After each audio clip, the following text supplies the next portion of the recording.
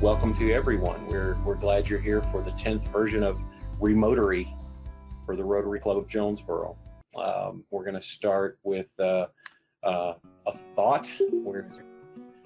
There's a weekly devotional, just an idea. Blowing out someone else's candle won't make yours shine brighter. Remember that. Think about it. We are going to move on to the four-way test of the things we think, say, or do.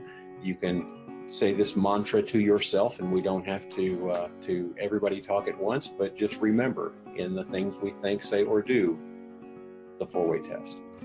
Got it? Got it.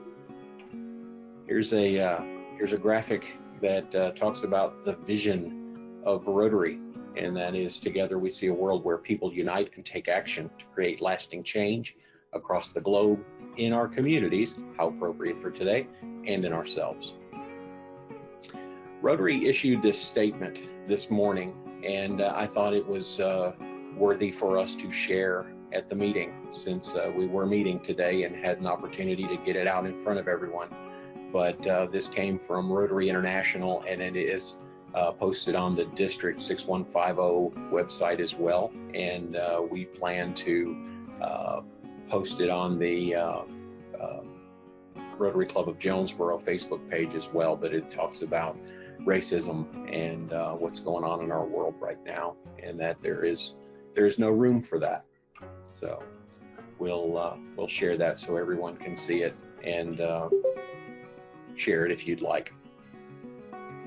We'll move on. Upcoming events next week, we have Rotarian Tony Thomas to talk to us about the new homelessness initiative between CRDC and the Hub. And then the week after is Dr. Shane Spites coming back. He's the medical director for the city. He's going to come back and give us another COVID update. That was really interesting last time, and we asked him if he would come back and give us an update occasionally, and that will be very well received. After that is Kevin Inmoden from City Water and Light. He's going to talk about what's new and what's going on in the city with the utilities, and also the fact that they are venturing off into solar power. On Saturday the 27th, we will participate in the District 6150 virtual conference. We won't be meeting face-to-face, but Sam was telling earlier that he's helping the governor organize this conference, and it's going to be a virtual thing. And some clubs are getting together, some smaller clubs are getting together, and they're going to have a watch party. So maybe that's something that we can consider. We'll get you more details on that when it's available. And then on June the 30th, which is a Tuesday, the last Tuesday of the year, is our annual meeting and passing of the gavel. So there you go. That's what's coming up. Well, talk about all the neat things and all the different things and the new world order and what is normal and what's not. We thought that we would invite the president and CEO of the chamber and economic developer for the city, Mark Young, to come and share with us kind of where do we stand, what's going on, and is all the work that we've done in the past gone to the wayside? Are we starting over?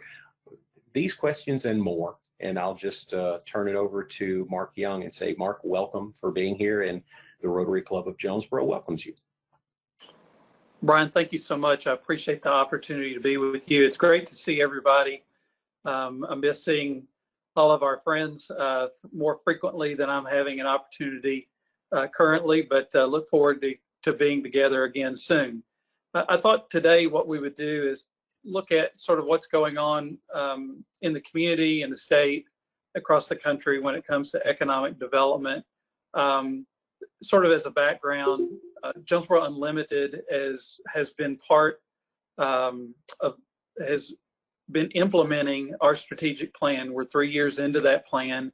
We had pretty lofty goals in terms of job creation and business execution in terms of attraction, expansion, talent attraction, quality of life improvements, and we've made great progress. And on February 12th, we hosted our annual meeting and really sort of celebrated where we were at that point in time. So as Brian just said, things can change in a hurry. And, the middle of March occurred, and certainly things have changed. So wanted to talk about, we still are focused on our strategic plan, but as each of you do in your strategic planning, at some point in time, you have to focus on what's important now, right? And so at that moment in mid-March, really we needed to look at 4 different things and really fine-tune our focus at that point in time. One was providing, and I'll talk briefly about each of these. One was really looking at business assistance and making sure that our businesses in our community had what they needed to be as successful as they can be in these challenging times. And I'll talk briefly about that in just a minute. Also, obviously, all of our workplaces have changed. The chamber has changed as well. And part of us are working virtually, part of us are here in the office as well. But it comes with its own sort of challenges as well. One of the things that we've been extremely surprised about, that I'll get into in just a minute, are that the number of businesses that are looking today has actually increased compared to what we were seeing 2 months ago. And I'll talk more about that. And then lastly, reshoring opportunities that this might involve. So we look at business assistance. When COVID-19 really became a reality in our community, a lot of businesses really didn't know what to do.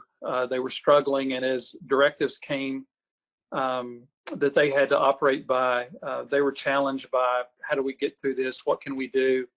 And how can we continue to be successful? I've been so encouraged and inspired by all of our business people in our community. They are innovative.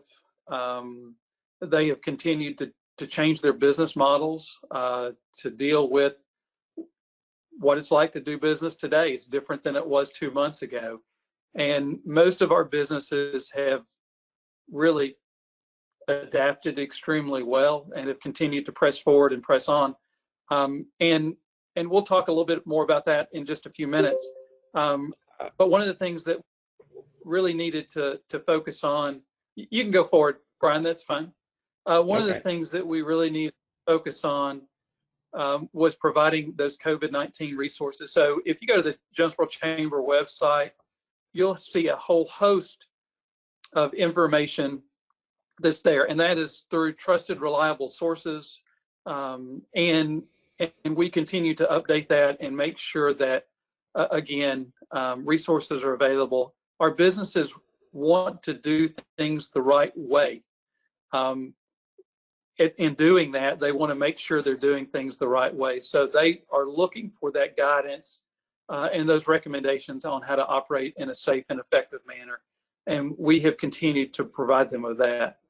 Early on, the other thing that we really focused on was contacting all of our members, and we did that through a variety of ways.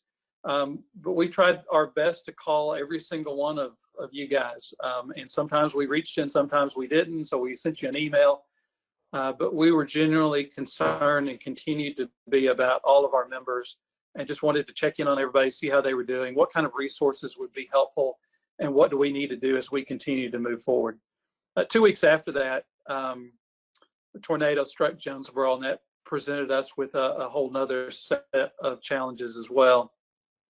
And I'll tell you guys a real short story. Everybody has their own tornado stories to tell, but mine's not really about me, but it's about someone else and how he has responded to the challenges that we face both with COVID and the tornado. The tornado struck.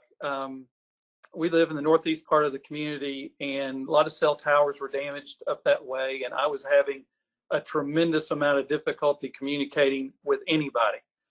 Some of my text messages were going through, but most of my phone calls weren't. We were without electricity.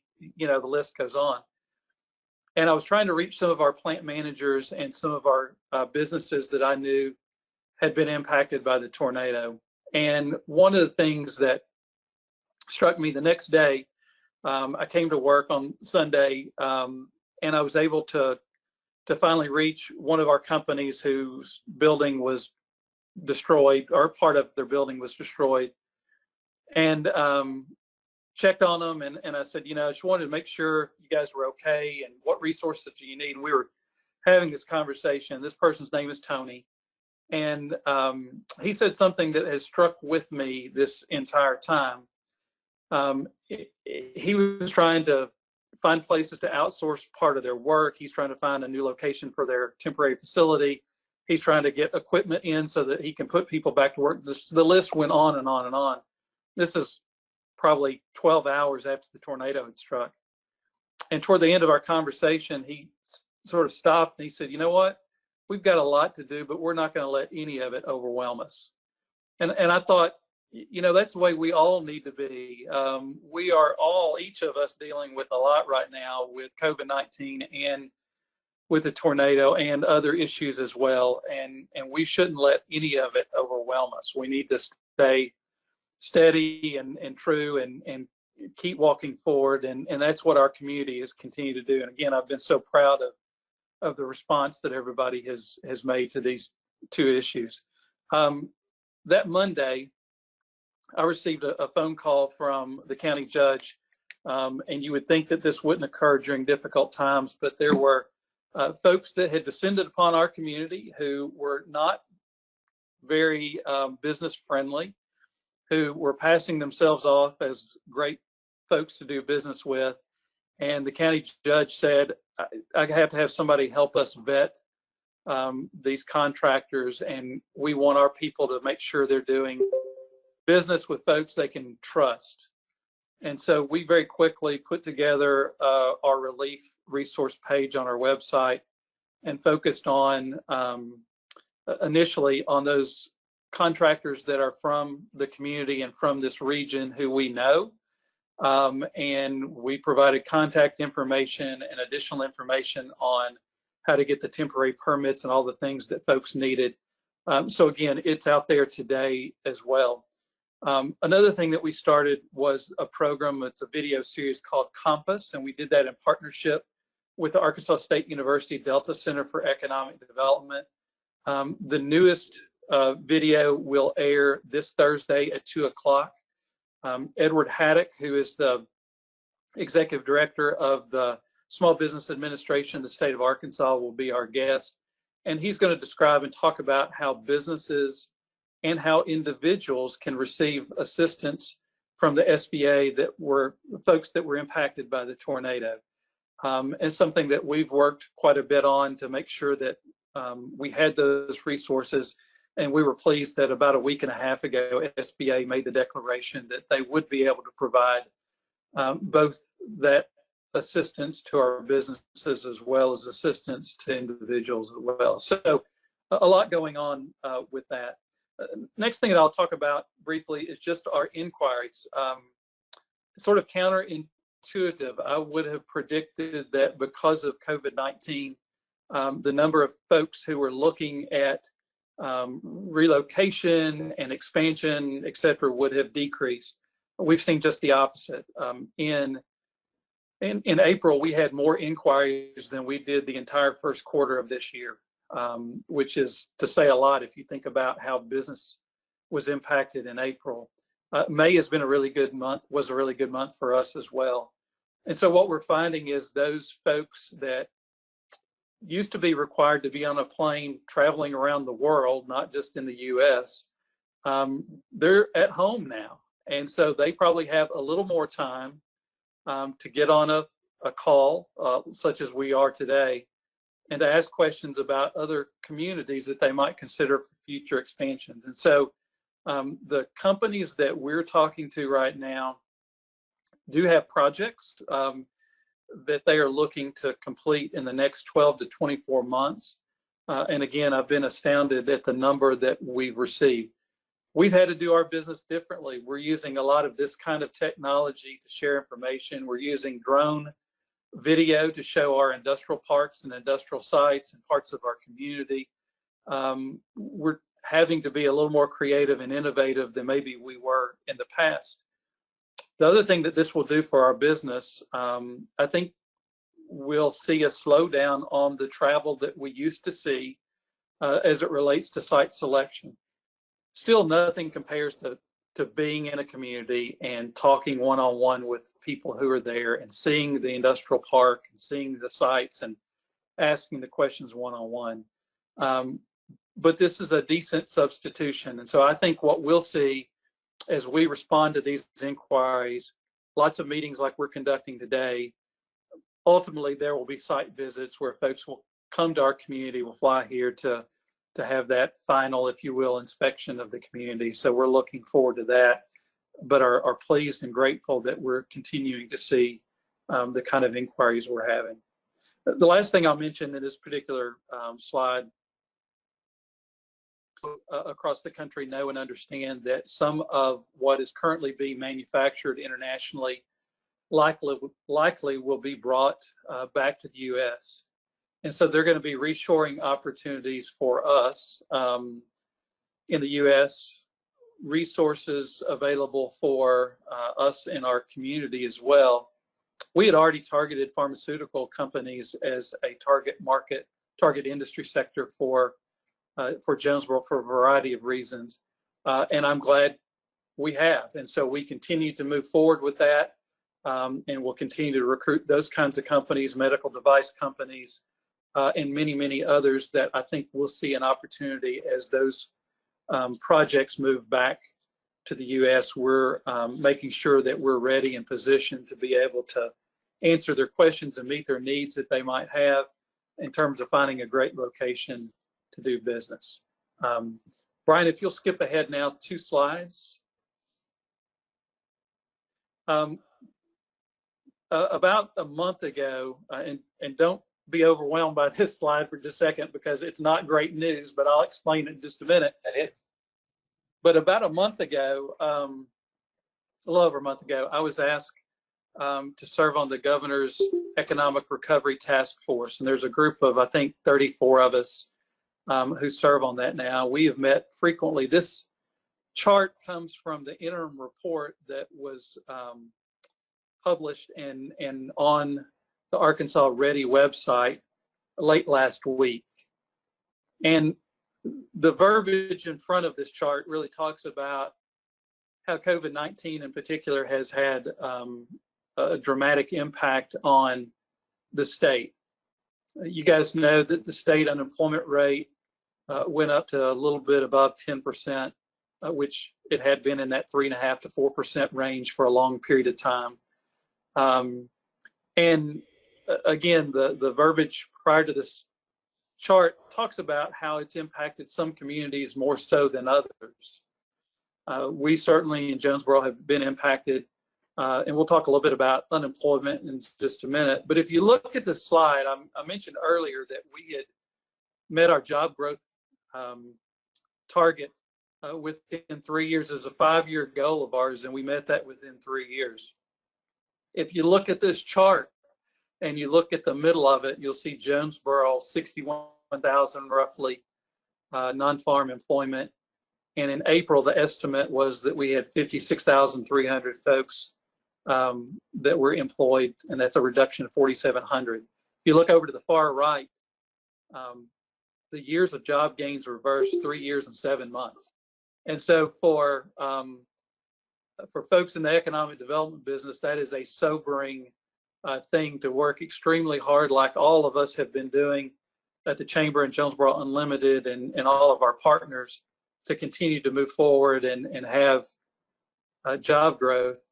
To literally in 2 months see some of that, much of that erased is a challenge. But if you look at the other communities on this list, how difficult it would be to accept,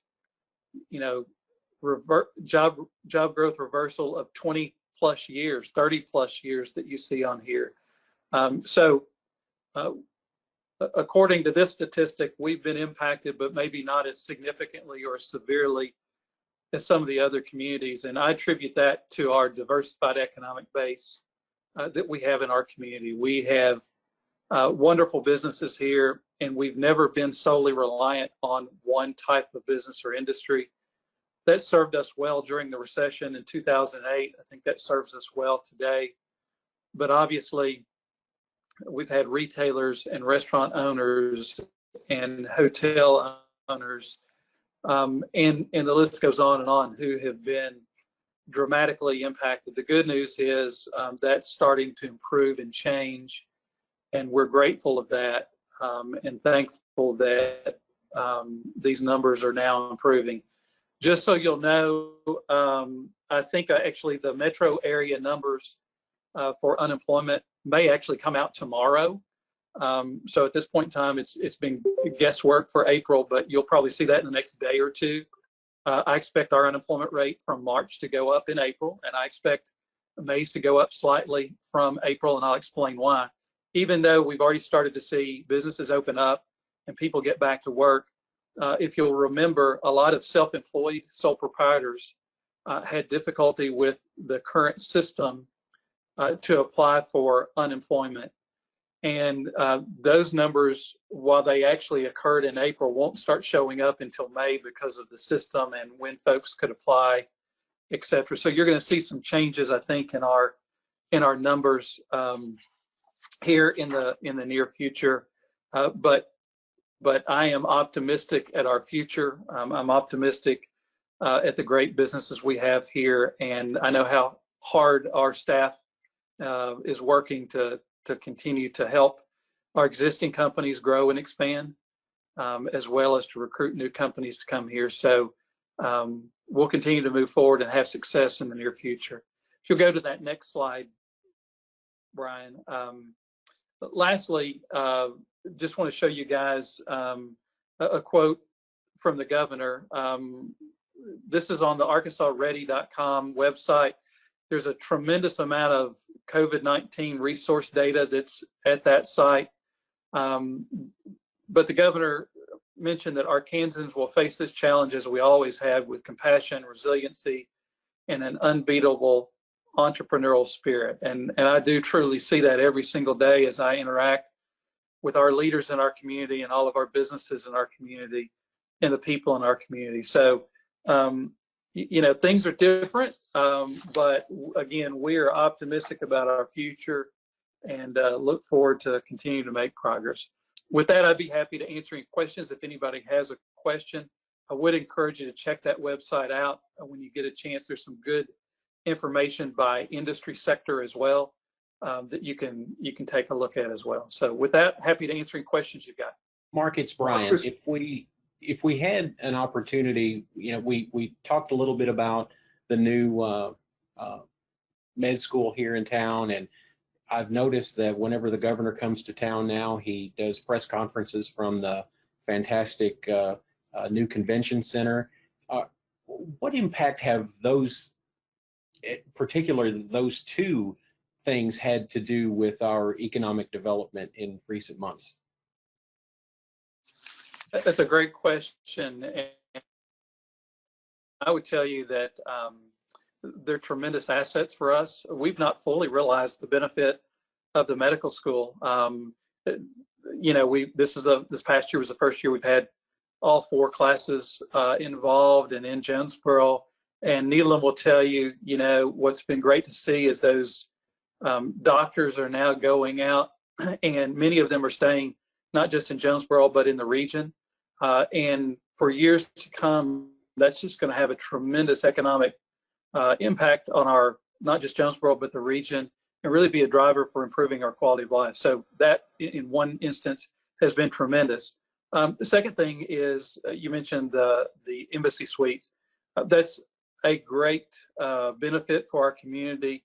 Obviously, because of directives, large meetings couldn't be held there, et cetera. But we're looking forward to, again, as we hopefully will return back to normal in the near future, that we'll continue to see that asset fully realized as well. It's been a tremendous impact on us. And I'll go ahead and tell you, we've had folks that have been here looking at our community, stay at the embassy suites and our other hotels as well, but they've all commented about what a great resource it is and a great asset it is for our community, and the location of it being on campus of Arkansas State University, really in the heart of where everything goes on.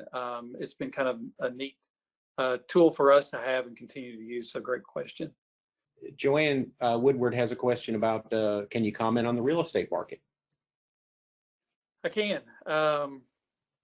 Again, surprisingly, it's not that it's not been impacted, but the real estate market continues to, all things considered, relatively well. There are projects that continue to move forward, construction that continues to happen, homes that are being built and sold, and existing homes that are being sold. I understand, just like all of us, the real estate industry has changed their protocol in terms of how they show houses and how they communicate with folks, just like all of us have. And I think that's, I'm sure, been a little bit of a challenge. But again, 2019 was a great year. 2020 started off as a great year, and I'm sure we're going to see that the real estate market is impacted, certainly. But again, I think all things considered, it's holding up extremely well, and the values are holding up extremely well. And I think that's important.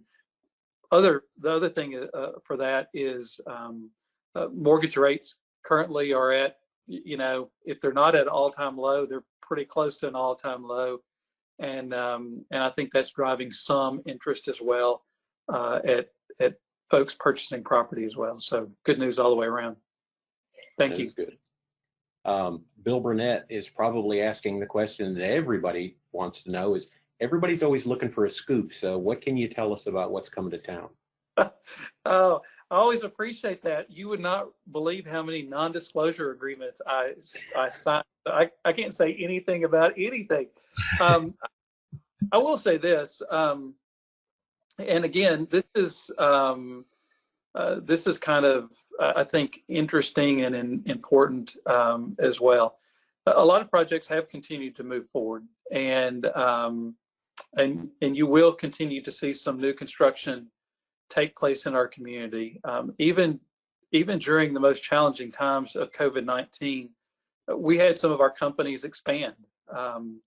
And you guys, just one example of that, NicePack announced they were hiring 100 additional people. And so while there have been challenging times, there have also been some very specific points of great opportunity. A lot of our companies that are here are considered essential.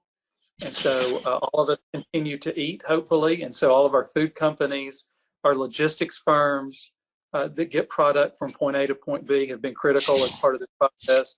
And again, we have companies that are making hand sanitizers and baby wipes and all kinds of products that are important not only to our community, but to the U.S. and to the world. So that continues to be important.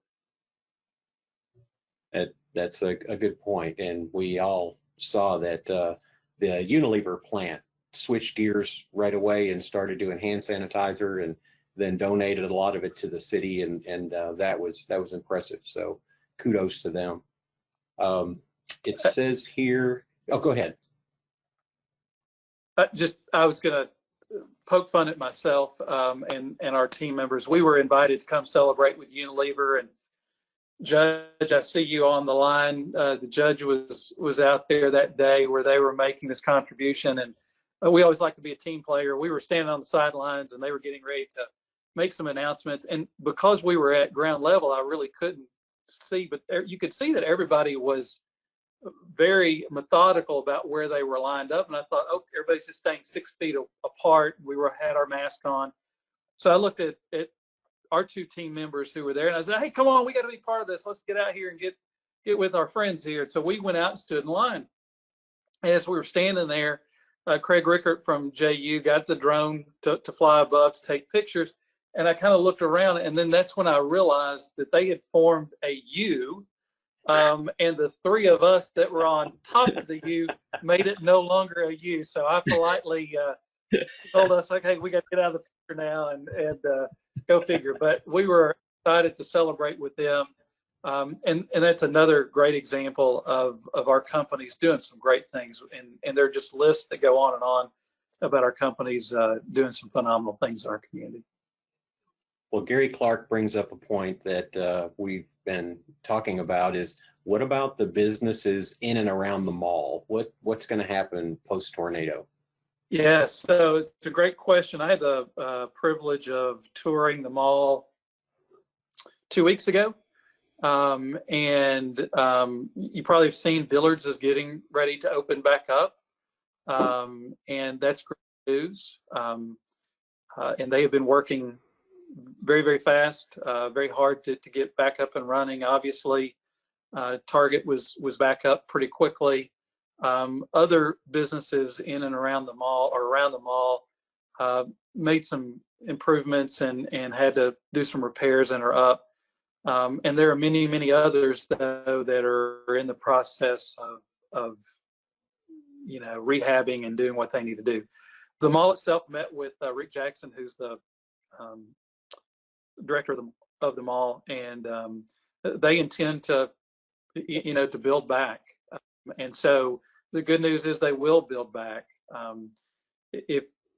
If you walk through, and many of you have seen pictures on Facebook of the damage, it's just hard to explain until a picture doesn't do it justice. And so when you're there walking around to see the steel that's been twisted and the damage and debris that it left in its path, very, very challenging. But again, good news is it's going to be built back, and Rick was very encouraged. And again, it's a good location for for the mall, and the mall certainly is an extremely important part of our local economy. The other thing I'll mention, there are a lot of businesses that also were in the path of the tornado that are at various stages of repair. We've got another restaurant that hopefully will be opening in the next couple of weeks that was damaged, and to look at their building, you would not have thought that they'd received a lot of damage, but they really did, to the roof and HVAC units, etc. So we're delighted to have them coming back on. Again, lots of other work to be done.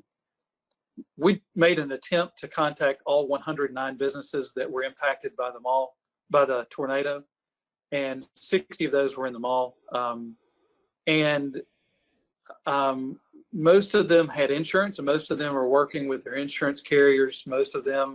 Many of them may be working also with SBA.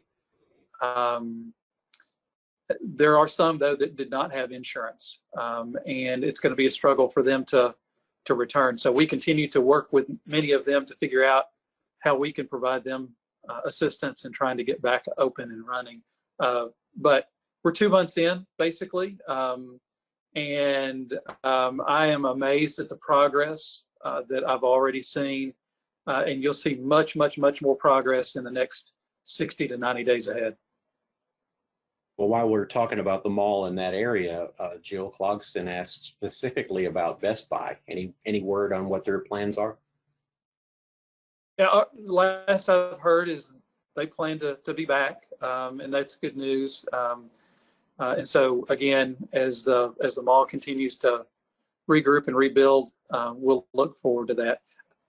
You'll also see some, not necessarily speaking about them, but you'll see some of our retailers also have temporary sites that they'll utilize while that renovation is going on. So you'll see that moving forward as well. Gateway is a great example of that. They're open now and up and running. It was great to see that.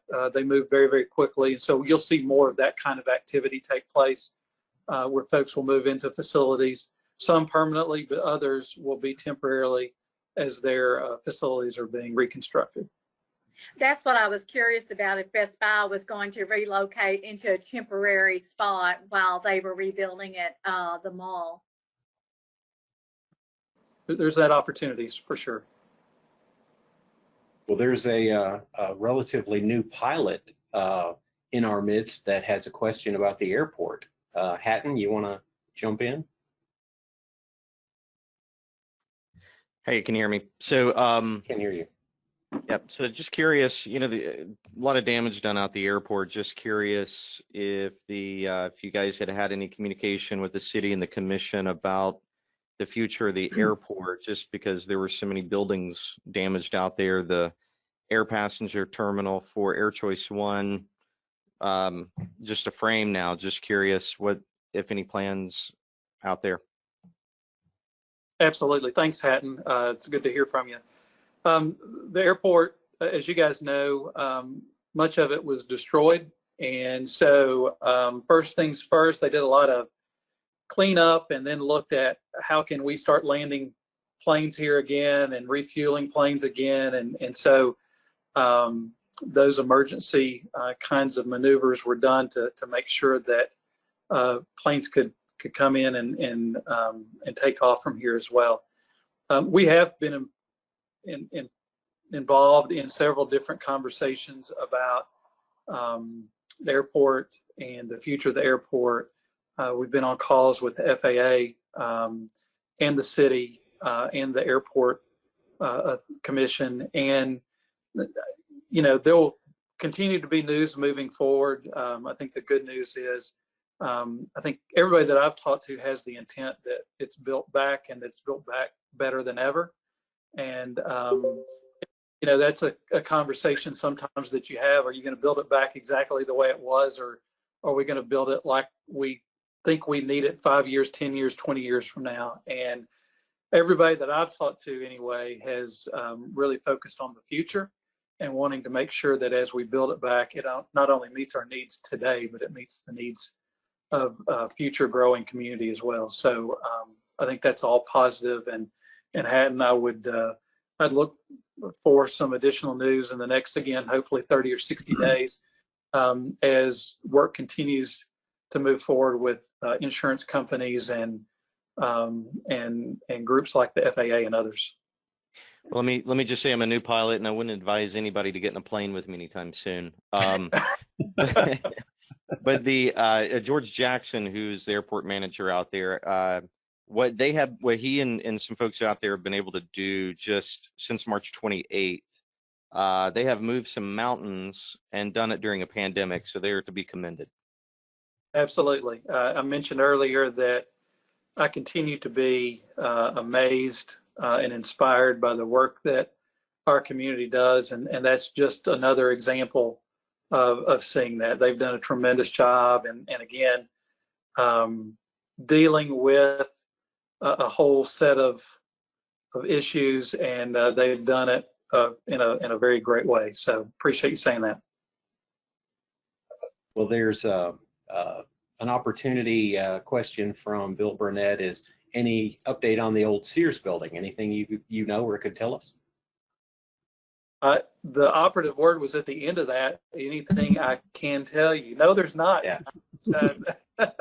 Thanks. Well, again, and I'll say this for our commercial developers in our community, they have done a phenomenal job of continuing to retrofit buildings in our community and continue to move forward. And over a year ago, we had conversations about, while Red Wolf continued to show growth and expansion, that Caraway Road was really being built back up. And we continue to see that today, and we'll continue to see that in the future for sure. Well, going back to John Deacon, and I didn't want to forget John's, but I wanted to be able to wrap this up with, feel free, Mark, to use rhyming names if you want to drop any hints like Schmapplebees or something like that you I appreciate that. I better steer clear of it. But I will say this, again, when you're dealing with a pandemic and when we talk about tornadoes and just a challenging time, again, I am optimistic. I am grateful for the inquiries that we're getting. I'm grateful for the interest that we're getting. I'm grateful for the support that our community has shown to our business community. And I would just encourage each and every one who's on the call today, continue to go out and support our local businesses. They need us, and they are very grateful and appreciative for everything everybody on this call is doing, and keep that up, because we sure have some great companies here. We want to make sure they continue to not only to be here, but to thrive in our community as well. So thank you all for giving me the opportunity to be here today. Well, we thank you for your leadership. We feel very fortunate to have you in your role, and Judge Day and Mayor Perrin and City Water and Light and all that create this package that you can sell Jonesboro, and we hope that over 100 years we've had a little bit to do with that as well. So Sir, thank you for being with us. We appreciate you. thank you so much. Next week, Remotary episode 11. It's Tony Thomas from Crowley's Ridge Development Council. Tony's going to talk to us about homelessness and the new initiative that they have with the hub. Oh, I found this. This was kind of interesting. The considering economic development, and I'm not even going to pretend to pronounce, but I think it's very good words for us to remember when talking about economic development. It's more than just economic development. It's everything. It's quality of life. It's everything that she mentions here. So that being said, if you would continue to go and do the work of Rotary until we meet again, go out and do those random acts of Rotary, and then tell us about it, and we'll share what we can, and that would be kind of really interesting. So until we meet again, Rotarians, thank you for your work, and go forth and rotate.